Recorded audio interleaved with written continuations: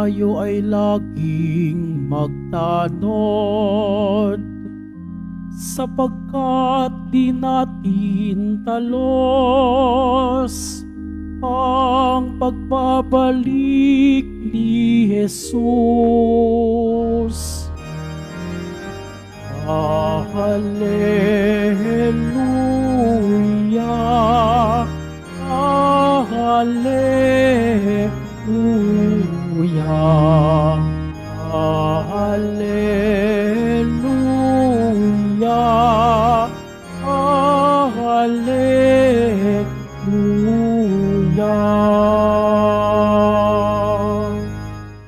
Sumainyo ang Panginoon. At sumaiyo rin. Ang mabuting balita ng Panginoon ayon kay San Lucas. Papuri sa iyo, Panginoon. Noong panahong iyon, sinabi ni Jesus sa kaniyang mga alagad, "Tandaan ninyo ito, kung alam lamang ng puno ng sambahayan kung anong oras darating ang magnanakaw, hindi niya pababayaang pasukin ang kaniyang bahay.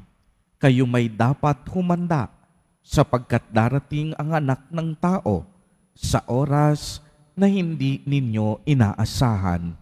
Itinanong ni Pedro, "Panginoon, sinasabi po ba ninyo ang talinhagang ito para sa amin o para sa lahat?" Tumugon ang Panginoon, "Sino nga ang tapat at matalinong alipin? Hindi ba siya ang pamamahalain ng kaniyang Panginoon sa sambahayan nito upang magbigay sa ibang mga alipin ng kanilang pagkain sa karampatang panahon? Mapalad ang aliping iyon kapag dinatnan siyang gumagawa ng gayon pagbalik ng kaniyang Panginoon. Sinasabi ko sa inyo, pamamahalain siya ng kaniyang Panginoon sa lahat ng ari-arian nito. Ngunit kung sabihin sa sarili ng aliping, matatagalan pa bago magbalik ang aking Panginoon, at simulan niyang bugbugin ang ibang aliping lalaki at babae, at kumain, uminom, at maglasing, darating ang Panginoon ng aliping yaon sa araw na hindi niya inaasahan at sa oras na hindi niya alam. Buong higpit na parurusahan siya ng Panginoon at isasama sa mga hindi tapat. At ang aliping nakakaalam ng kalooban ng kaniyang Panginoon, ngunit hindi naghanda ni hindi sumunod sa kalooban nito, ay tatanggap ng mabigat na parusa.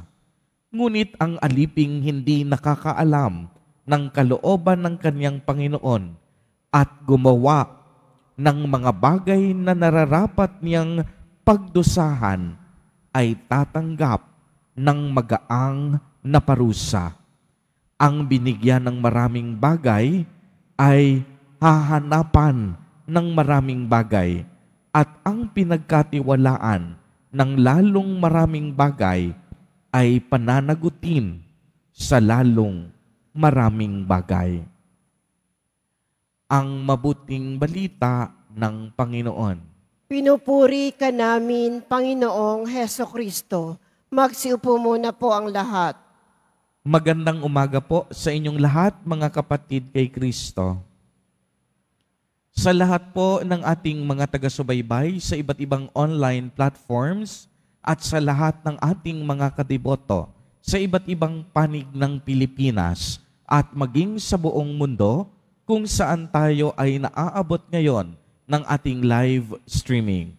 Mapayapang umaga din po sa inyong lahat. Purihin at dakilain natin ang ating Panginoon, ang mahal na poong Jesus Nazareno.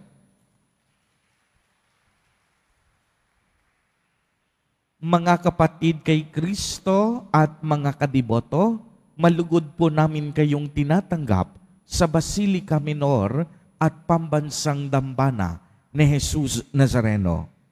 Ang ebanghelyo po natin sa araw na ito ay isang paalala sa atin na maging handa sa lahat ng oras at sa bawat pagkakataon para sa muling pagbabalik ni Jesus Nazareno. Bakit po tayo nararapat maging handa lagi? Simple ang kasagutan, binigay din sa ating ebanghelyo, sapagkat hindi natin alam kung kailan ang eksaktong oras at ang eksaktong araw ng muling pagbabalik ng ating Panginoong Hesukristo.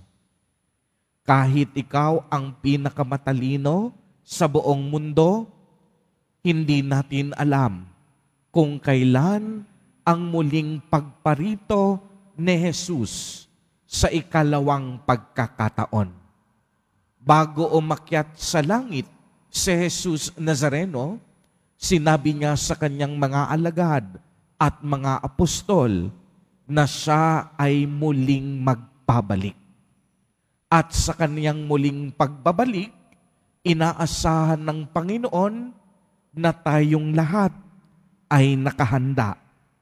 Kaya naman po, kung tayo ay hinahamon na maging handa, nararapat tanungin natin ngayon sa ating mga sarili kung ano nga ba ang mga ginagawa nating paghahanda para sa muling pagbabalik ni Jesus Nazareno. Kung ang pagdating niya ay kagaya ng isang magnanakaw, nangangahulugan ba na sa bawat sandali nakahanda rin tayo upang salubungin siya? Mga kapatid kay Kristo, magandang paalala sa atin na ang bawat nating pagkilos at paggawa may epekto sa kabilang buhay. Uulitin ko po, yung mga kinikilos natin, yung mga ginagawa natin, yung mga iniisip natin sa kasalukuyan, lahat po yan may epekto sa kabilang buhay. Kung tayo ay palagawa ng masama at palagawa ng kasalanan, hindi tayo magiging karapat-dapat sa kaharian ng Diyos. Kung tayo naman patuloy na nagmamahal at patuloy na gumagawa ng mabuti, ang buhay na walang hanggan ang naghihintay para sa atin. Lagi po nating tatandaan na ang buhay natin isang kaloob galing sa Diyos.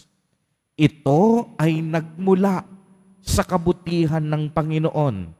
Kaya nga ang ating buhay sa ating katapusan, magbabalik muli tayo sa nagpasimula ng ating buhay. At yan ay ang Diyos. Kaya nga po tayong lahat naglalakbay patungo sa Kanya. Tayong lahat naghahanda upang makita at makapiling ang Diyos. Panandalian lamang po ang buhay natin dito sa lupa. Kaya nga ang tawag sa atin, tagapangalaga ng buhay, tagapangalaga ng handog ng Diyos, upang sa ganitong paraan, sa ganitong paalala, matupad natin ang mga tungkulin at obligasyon na ibinahagi sa atin ni Jesus Nazareno. At higit sa lahat ng paghahanda na ating ginagawa, nararapat pag-ibayuhan natin ang espiritual na paghahanda habang hinihintay natin ang muling pagbabalik ng manunubos. Anong ibig sabihin kapag pinag-usapan natin ang espiritual na paghahanda? Mayroon ba tayong relasyon o kaugnayan sa Diyos? Nananalangin ba tayo sa Kanya? Sinusunod ba natin ang kaniyang kalooban? Nagiging tapat ba tayo sa 10 utos ng Diyos at sa kaniyang mga aral? Marunong ba tayong magmahal kagaya ng pagmamahal ni Jesus Nazareno? Gumagawa ba tayo ng mabuti sa ating kapwa, sa ating kapamilya, at sa ating mga kamag-anak? Nagiging inspirasyon ba natin ang Panginoon sa araw-araw ng ating buhay? Mga kapatid kay Kristo, sa kasalukuyan, dapat nating pagnilayan. Kailangan tayong maghanda sapagkat ang pagdating ni Jesus Nazareno, kagaya ng isang magnanakaw, walang nakakaalam ng oras at araw ng kaniyang pagdating. Kaya nga mahalaga, araw-araw tayo'y nakahanda upang sa pagsalubong natin at pagdating niya, tayo ay makitang tapat at mabuting naglilingkod sa Kaniya. Purihin at dakilain natin ang ating Panginoon, ang mahal na poong Jesus Nazareno.